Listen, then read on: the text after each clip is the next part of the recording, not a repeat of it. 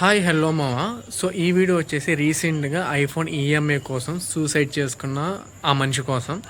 So బేసిక్గా అదొకటి అన్న ఇంకోటి రీసెంట్గా మన స్టేట్లోనో లేకపోతే తెలంగాణలో ఒక చిన్న పిల్లోడిని ఆ టీచర్ కొట్టడం వల్ల గట్టిగా అరవడం వల్ల హార్ట్ అటాక్ వచ్చి చనిపోయిన వాళ్ళని కూడా మనం చూస్తున్నాం.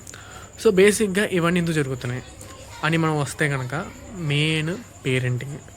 సో ఏంటంటే వాళ్ళని నాలుగు గోడల మధ్యలో అలాగా కుక్క పెట్టి ఏదో కుక్కర్లో చేసినట్టు ఆ స్ట్రెస్ ఫీల్ అయ్యి అని చెప్పి చాలా డ్రామాస్ ఫేస్ చేస్తూ ఉంటారు.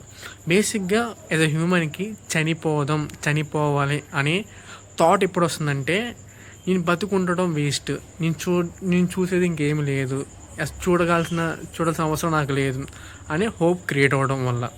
అలా కాకుండా మీకు ట్రావెలింగ్ అనేది ఒక హ్యాబిట్ అయి ఉంటే మీకు అర్థమవుద్ది.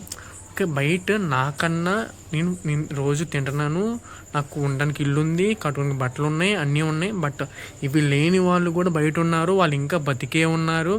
సో ఇవన్నీ తెలుసుకుంటాడు అనమాట. తెలుసుకోవడం వల్ల అయితే నేను చూడాల్సింది ఇంకా ఉందని కొంచెం హోప్ క్రియేట్ అయ్యింది.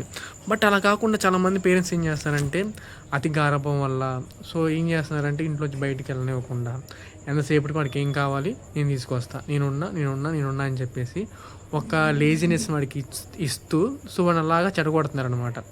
సో నేను చెప్పేది ఏంటంటే అప్పు చేసిన థింగ్స్ కొంటాం కాదు, ట్రావెలింగ్ చేయండి.